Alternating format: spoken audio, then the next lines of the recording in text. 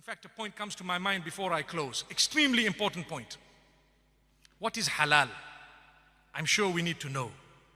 People say, wow, these people chant their magical slogans on the meat, so when we eat it, we want to be Muslims. That's not true. I've heard that in Africa. They say these people chant their witchcraft on all our animals, so why should we eat halal?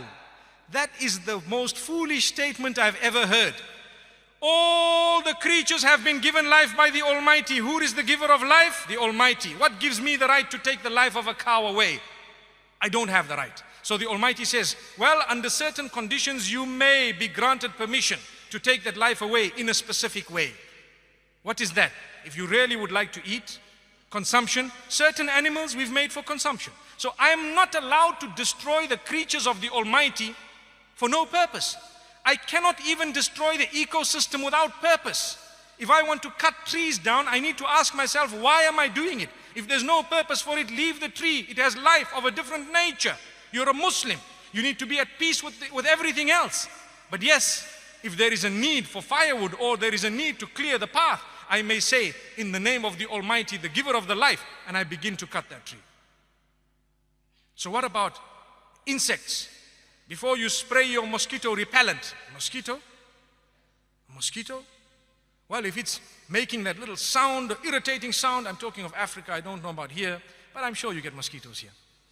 That little sound that irritates you, before you spray your doom, you say in the name of the Almighty, Bismillah, you spray your doom. What happened? They were doomed. But that was for a purpose. You don't just go and destroy.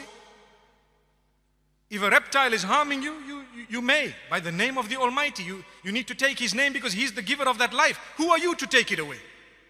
So when it comes to the animals, there are certain animals that are permissible to eat. You cannot just be barbaric. The way you have treated the animal from the point of its birth to the point of its slaughter is extremely important. You need to be completely humane even with animals. You need to treat them, give them that life that they deserve, feed them properly, give them that air and the space. If you were to look at abattoirs that belong to non-Muslims, they are very barbarically run.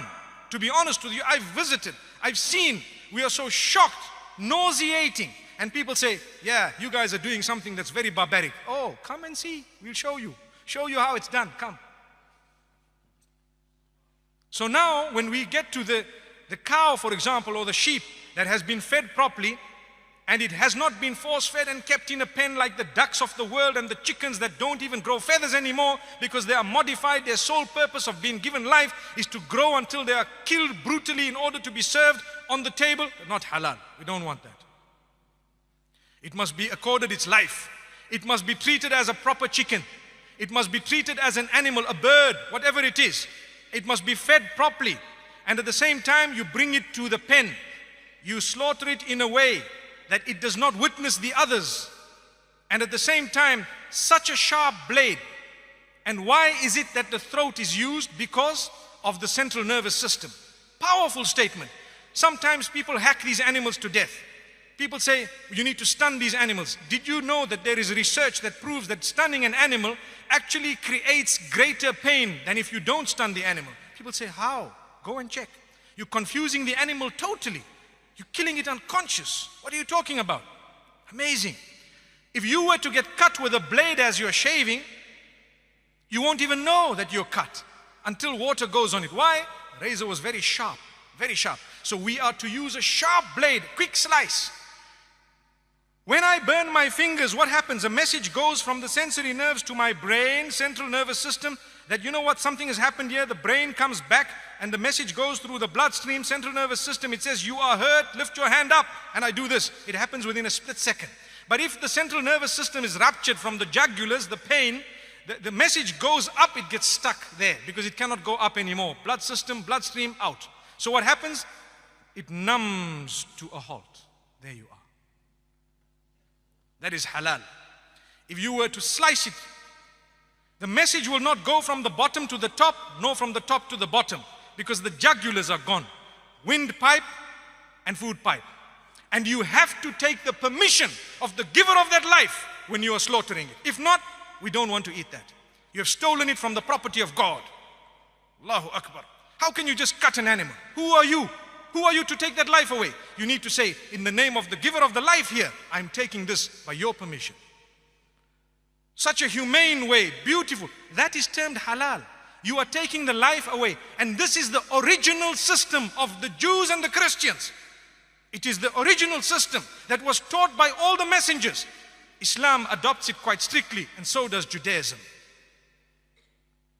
And I'd like to think Judaism adopts it even more strictly. Go and study, you will find it. Same system. So why do people pick on halal? It in fact is the most humane way. In fact, it is the way of being protected from horse meat. Allah protect us, yes. And the supervisors will ensure that things are happening. They will tell you, we guarantee you that this thing was done properly. And guess what? It's not a horse, my brother. Amazing. That is halal. May Allah subhanahu wa ta'ala grant my explanation, the understanding in your minds. It is a privilege and honor to eat something that was slaughtered by the name of the giver of the life. To say only for eating purposes, consumption, we took into consideration every rule that you have put, and we have actually fulfilled everything. So we hope we will now get the blessing of the food that we put into our mouth. If not, I'd rather eat the vegetables. May Allah protect us, really.